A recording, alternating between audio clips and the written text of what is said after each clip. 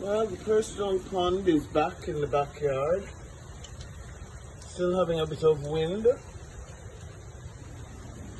but the personal pond is back.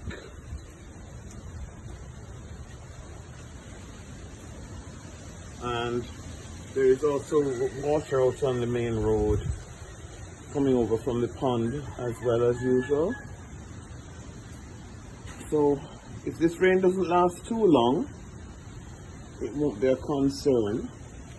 So that's where we're at the moment. The wind has died down a lot, but the rain has been, as you can see, quite productive.